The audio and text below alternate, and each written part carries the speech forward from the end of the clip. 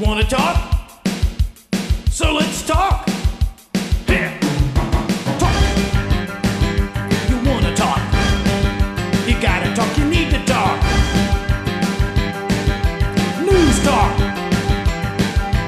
I talk, you talk to Solomon. I talk, you talk to Solomon. Yeah, let's talk to Solomon. Talk to Solomon.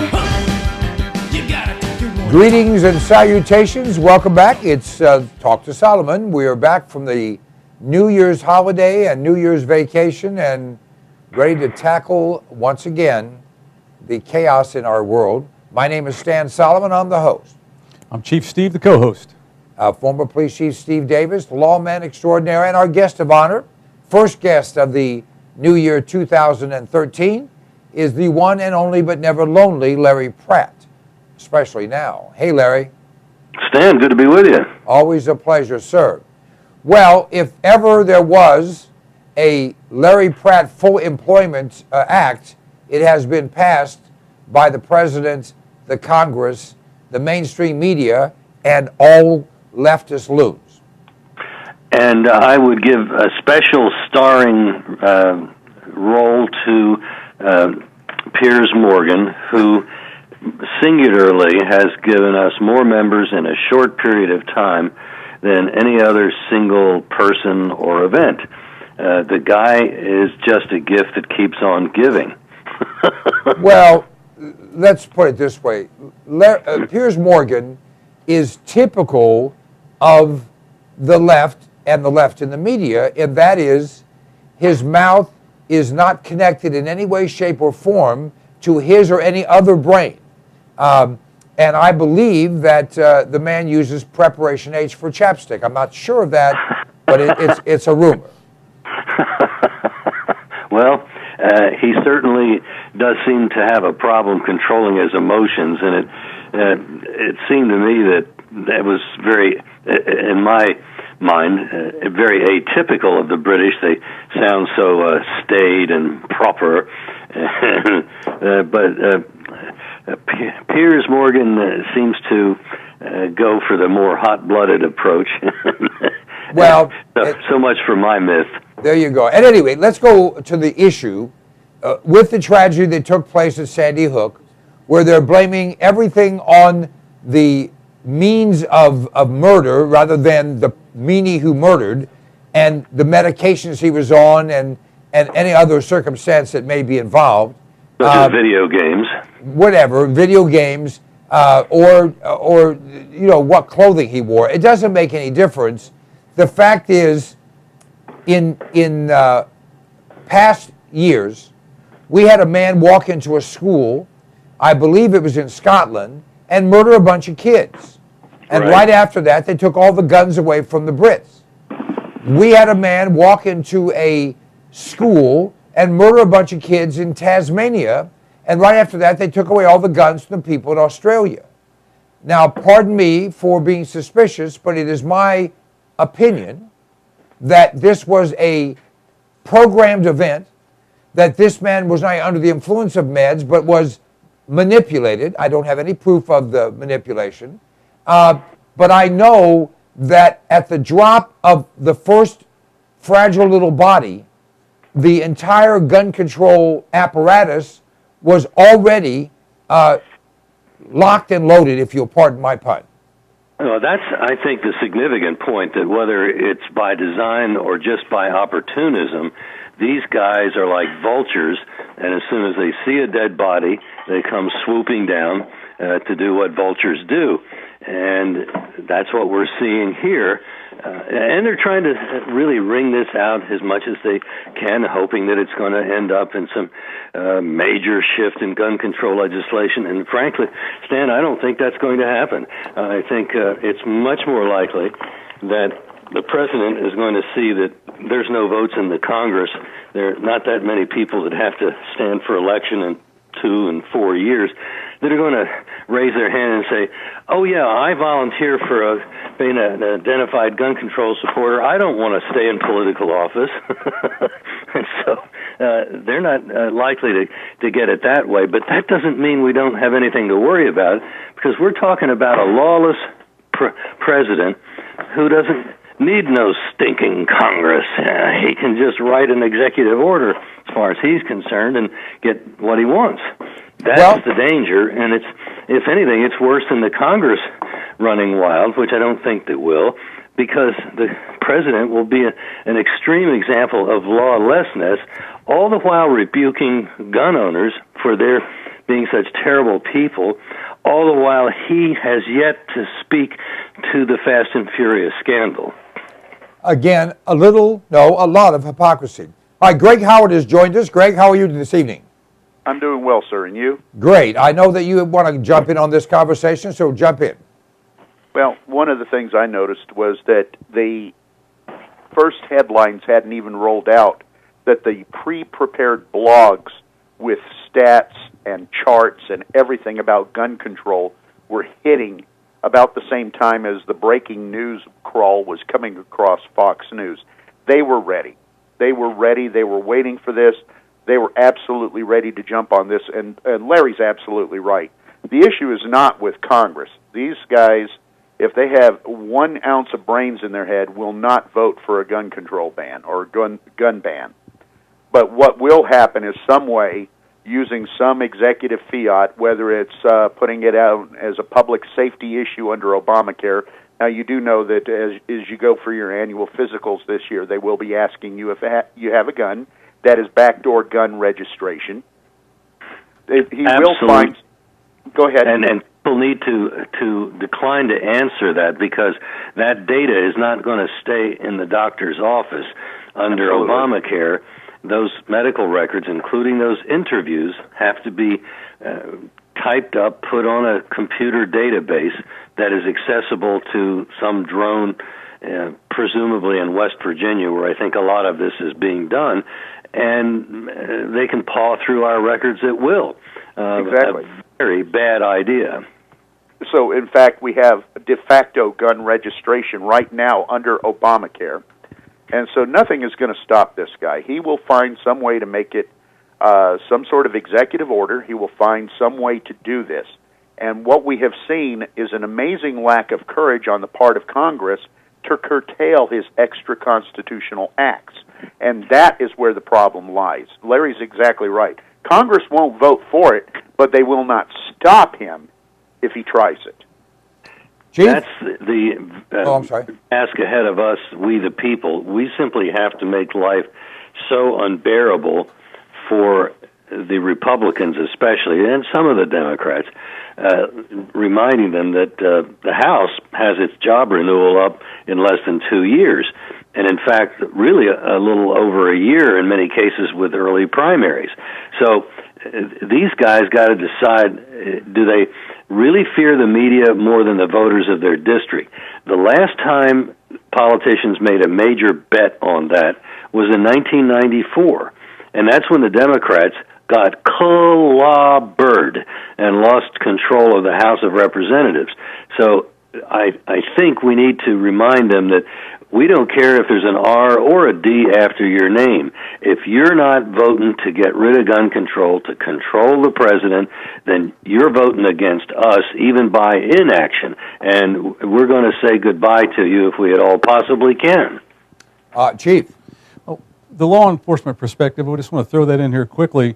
Everyone is talking about how the police, we need the police or armed guards or whatever, but the police cannot be everywhere to protect everyone. I know in my career, I've got almost 40 years of law enforcement experience. At times that I was actually on the scene when a crime was occurring was very, very few. And so they're talking about taking away people's rights to protect themselves and their families. But Larry's hit this nail right on the head. There's no reason at all for us to debate with the left these issues, because they don't care about the facts at all. They don't care. Their mission is to take our guns away. We need to be debating and demanding from our own people. That's where our conversation needs to go, to make sure they do what we need them to do to protect our rights to carry guns. That's well said. Now, there was a story about a lady in Georgia who was upstairs with her 2 or 3 children. When somebody was knocking on the door, she didn't answer it, didn't know who it was. She heard him knocking harder and harder, called her husband. He told her to go upstairs with the kids and hide. And he called 911. The guy who was a criminal, it turned out, took a crowbar, forced his way in the home, went looking for the occupants, found them, opened the door, and said hello and oh hell, because she had a gun in her hand, and she shot him in the face 5 times. She missed once. I think she was his aiming. last word is where you could find him now. Yeah, well, she said, if you move, I'll shoot you again. Frankly, he moved. He ran from the house, made it all the way to the neighbor's driveway, where he was laying face down, bleeding, and saying, save me, save me. And the police came to save him, and they did. They took him to the hospital where they saved his life, and now he can spend the rest of it, hopefully, in jail. But I mention that story because there's a couple things come to mind. If the left had their way, the woman wouldn't have had a weapon, and she and her kids might be dead. Secondly, if they did have a weapon, it might be limited to 1 round if they had their way, which means if you didn't stop them with the first round, again, you could be dead. And third, they want to be concerned about the criminal as to whether or not he had a good childhood, whether he was abused, and whether he got enough to eat, and whether anyone treated him unfairly because of whatever factors there might be in his life. And Stan, the way you have explained what happened is important to underscore that unlike in the movies, just because somebody gets hit by a gun, by a bullet, doesn't mean that, boom, he's feet up and ready for the grave. This guy was proof that you can be hit multiple times and still be functioning in a dangerous way. Now, apparently, she took his desire to harm her and the kids away, but he was still functioning. He was still walking around. That, to me, is very scary. It's drugs for you. Well, yeah, and I don't know all the details, but the fact is she did not have one of these little bitty, 22s or 380s. She had a 38 caliber, which, is a reasonable round. But at that range, it normally would be adequate. But as the chief suggests, this probably was not a normal guy. He was probably on some kind of drugs, and that means that he's not going to feel pain nearly as much. Well, I'm just throwing out this fact. We have seen a record number of people buying guns. And I believe that every American has a responsibility to be armed and to be able to protect themselves and their family. But if you're going to buy a gun that can expel a stopping round. That was the point. Go ahead, Chief. Well, I'm just going to say that, there's a lot of testing that takes place with firearms, but you never know what's going to really happen when a bullet's fired. People's bodies react differently. The muscle tissue, that hits a bone, it does this, it does that, it fragments, it ricochets, so you never know. So that's why in the police world we always teach people to shoot to stop, and you shoot as many times as you need to stop somebody, but you never know how many rounds that's going to take. And that's why the police, most of them have changed from 9s to 40s or 45s because you don't stop anybody in most cases with the 9mm. Now, and let's remember, this woman was firing at the prime target on the human torso, either the center of mass to go for the heart, or if you think you can, the head, because that's supposedly where the lights go out. 5 shots didn't put his lights out. I tell you, that's sobering. And somebody says, why do you need a big magazine? Well, I think you just explained it, Stan. Exactly. Greg? Well, there's still plenty of places you can hit in the center of the body and not kill someone immediately. It's simply a matter of if you do not get the heart you miss all major blood vessels, a person can remain functional. And if they happen to be hopped up on meth or PCP or other drugs, they are very difficult to bring down. Remember Rodney King, he was very hopped up, and no amount of beating and tasering and anything could get that man to stop moving. So the bottom line is, with all these folks that are buying guns, I would urge one very important thing. If you do not have a clue how to use them, go learn. Second of all, if you think that simply brandishing a weapon is going to get the bad guy to stop, you're sadly mistaken. Pulling out the gun, if you do not intend to squeeze the trigger, is only going to have that gun turned on you. My mother and I had this conversation. I said, "What are you going to do with that gun?" We had picked up a .380 for her. And she says, "Well, I'm going to point it at them and tell them to get out of the house." And I said, "And what if they don't?" "Oh, I think pointing the gun at them will make them stop." I said, "And then you're dead." She says, "Really?" I said, "Absolutely. You're absolutely dead. If you are willing to point a gun at someone and you're not willing to point the trigger, then you're dead." Right. I think that point's well made. She was going to have that debate as the guy is lunging at her, and there's no way there would be enough time to conclude the debate, even in her favor. That's exactly right. She had to have that debate ahead of time. We have had that debate, and I, as a former Marine, have taken her to an indoor range, and I have taught her how to handle it, clear jams, field strip it, and how to properly handle a .380 with hollow point rounds. Well, I'd say she's That's ready, proper for and her small hopefully hand. she doesn't have to have use of it that way, but I'm glad that she can, rather it be alone. somebody else than her. You know, there are a lot of people in this country that have had a quote-unquote, pardon me, liberals, may you not be offended by this, but you could also drop dead as far as I'm concerned. They've had a come-to-Jesus moment. A fellow in my family, not blood-related, but married into the family, is, "Oh, I'd never have a gun, guns or this, or we don't need blah, blah, blah." And he went on, he's a nice guy, he's a good guy, but, you know, he's bought into the line.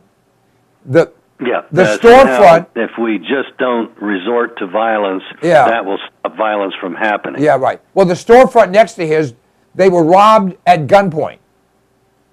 The next day, he went out and bought a gun. And I was like, which never could happen, happened right under his nose. Right. It was like, welcome, because you do not plan, unless you're a complete moron or a Democrat, which is just being redundant, you do not plan on physically overcoming those with whom you disagree. That's not a plan. Right. There are, 2 people in the world that plan works for. The rest of us, it doesn't. We can't whip everybody. In fact, we can't whip most people, and you certainly can't whip anybody that's high on drugs because they don't feel any pain. You have to use the golden rule. Do unto others as you'd have them do unto you, but do it first, do it often, and make damn sure they don't forget it. No, that's. I think these have been teachable moments with these tragedies. It's really given occasion to a lot of discussion, and I just got to believe that little by little we're seeing progress, even in the short term. And I can tell you that, given the long period that I've been doing this kind of defense of the Second Amendment for over 30 years, clearly we have a more favorable environment now than we did when I began. When I began, it was a time when gun owners were just beginning to realize that maybe government wasn't their friend. Government had been perceived as the way that they got inexpensive rifles from the DCM program in the Army, and we were all buddies and whatnot. And then some of the anti-gun politicians began to emerge, and very vocally so. And little by little, people have come to the conclusion that maybe they're not my friend. And I think that we're a lot better off for everybody having seen that. Chief? Well, also, some of the conversation today has been about the magazine size, the number of rounds in a gun, number of rounds fired. And so I actually heard a liberal on the radio earlier today that was making this comment that our founding fathers, when they wrote the Second Amendment, they were using one-shot muskets and whatevers. And so that's what they really intended for us to carry today. But the conversation today, even with the story with the lady that saved herself and her family, a one-shot push rod, steel or musket ball gun would not have allowed her to protect herself. The fact is, we had the same guns in the public as they had in the military because they were one and the same. It was the public that made up the military, and that's what they said. They didn't say specific, they said firearms, because you need to have an armed public to maintain freedom. In essence, that's what the Second Amendment says. And there are cases, the one that comes to mind is the Korean businessmen in Los Angeles that protected their businesses with assault-type rifles. They needed those types of rounds of firepower to protect themselves from the onslaught of criminals that were attacking them. They weren't dealing with a one-on criminal. They were dealing with gangs, and even a magazine of 15 or 20 rounds may look pretty puny when the whole neighborhood has gone nuts. Yeah, exactly. Let me jump in on that issue of the muskets real quick. First of all, almost everyone back then had some sort of firearm. You did not eat if you did not have a firearm. How did you go out and procure your meat? If you were not a farmer, you were a hunter. Second of all, everyone had one for protection. Many of the people lived out on the frontier, and there were still some very, very dangerous people running around. Not all the Native American tribes were pacified or friendly, and at the same time you had bands of outlaws that were roaming around. So the idea of a firearm in every house was very, very common. In fact, in most front rooms of every house, you had a Bible on the coffee table or the nice table, and you had a firearm over the fireplace, and that was the way all American front rooms or parlors looked throughout most of the American history. Second of all, the idea that we should have muskets, the word musket doesn't appear anywhere in the Constitution. And finally, the people were armed with exactly, as Stan said, with what the government had, and we should still continue to be armed similarly to what the government had, and at least as well as what the criminals have. Now let's talk about this publishing of the names, 2 events now, in a county. A newspaper published the names, addresses of all the firearm permit holders, and then someone else, Gawker, has put out the names, not the addresses, of all of the people with gun permits in New York City. Right. Well, the names and addresses have been particularly creepy, and at one of the lockups in New York, one of the guards reported an inmate saying, hey, you live at such and such a specific address and such a specific zip code. And obviously, information obtained and gotten into jail for this criminal to use to threaten the guard. That means the guy may go to work with a gun, but his family is at home. And if the kids are in school, you know the kids not only don't have a gun themselves, but the nut jobs that have made our laws for the last several years make sure that nobody else at the school has a gun. So that's pretty scary stuff.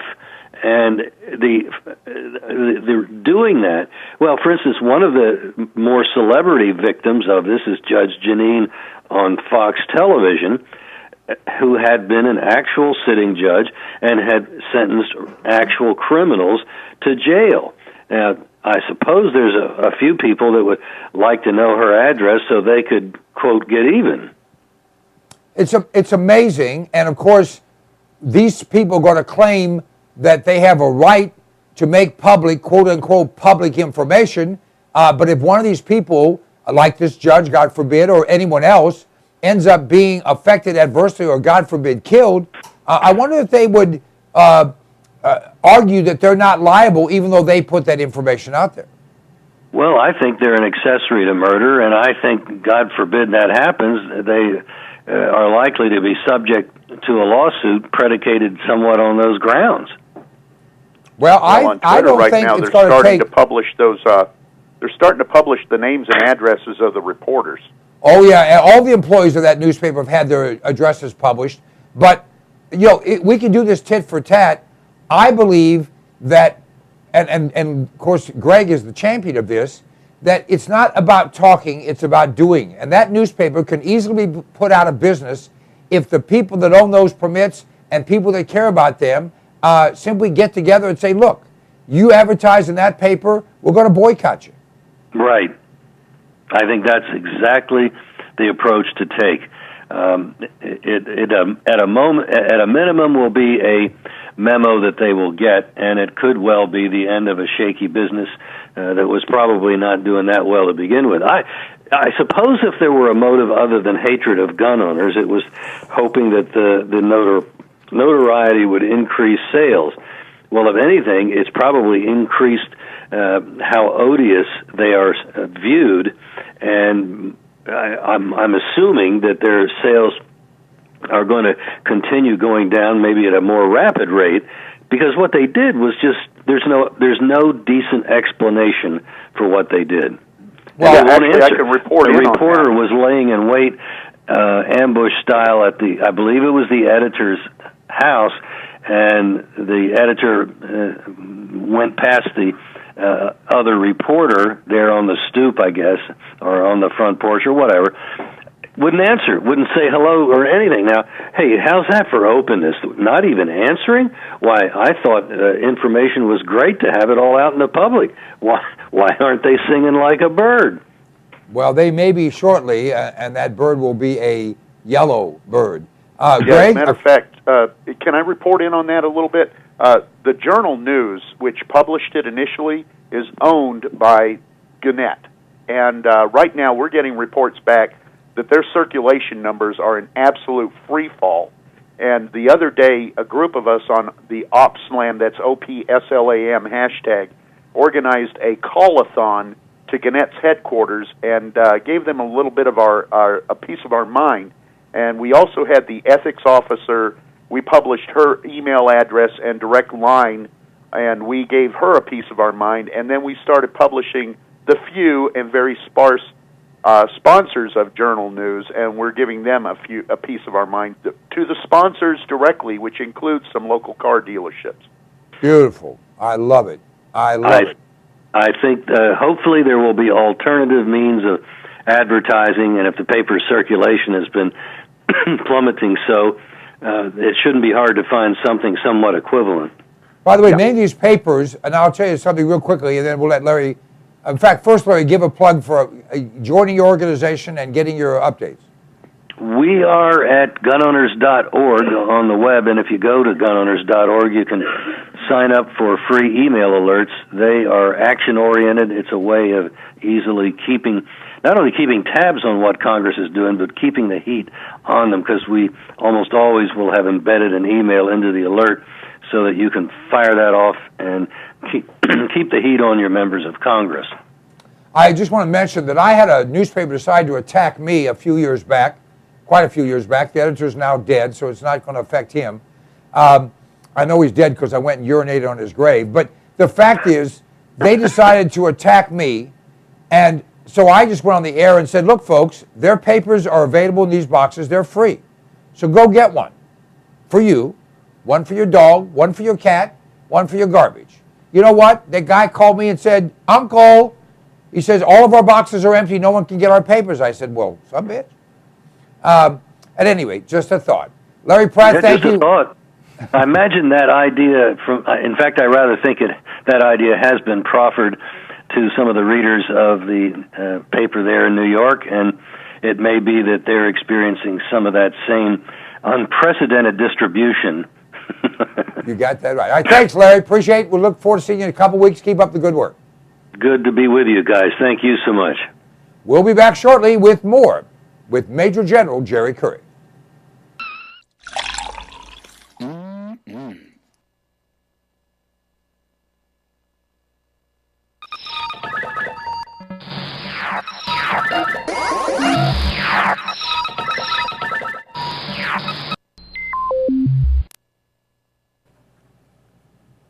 I like to eat. Do you like to eat?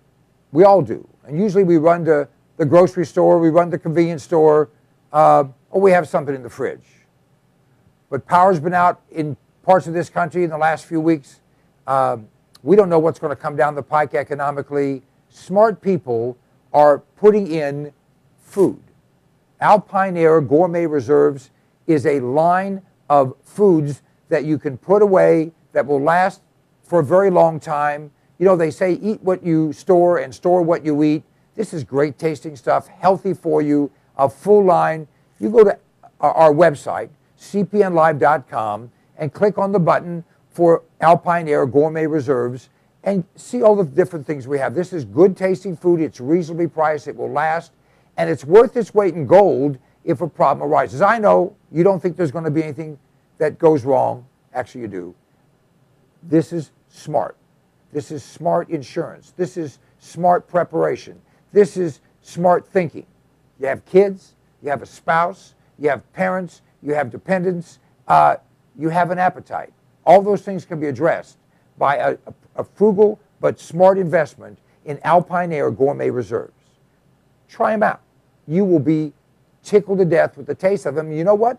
In many cases, people start to eat this and they think, heck, this tastes better and costs less than what you're going to the grocery store to buy. CPNLive.com, check it out. Let me ask you a question. Do you like being sick? I have in my hand an incredible product. It's called TR10 Supercolloidal Silver. TR10 stands for a trace to the negative 10th power. The particles in this silver product are 6 to 8 angstroms, 6 to 8 10 billionths of a meter. Now listen to me. Silver has been the magic bullet for all of human existence. The Egyptians used silver instruments. We use silverware. They put silver in your teeth because nothing can grow on silver. Silver will kill anything but liberalism. I'm working on that. This product, you go to cpnlive.com, buy 1 quart of this product. It will last you for a very long time. Anytime you feel like you've been exposed to something bad, take some of this product, spray it in your mouth, or take a little bit and gargle it, swallow it. It will kill any pathogen. The average antibiotic kills 10 to 20 different pathogens. This product will kill 700 plus. Do yourself a favor, do your family a favor, do your doctor a favor. He's tired of seeing you. Get Supercolloidal Silver. Go to cpnlive.com, order the product. It's $29.95 plus shipping. I think it's $39.95 delivered any place in America right to your door. It's worth 10 times that. Check it out. If you're not 100% happy, just return it and we'll give you your money back.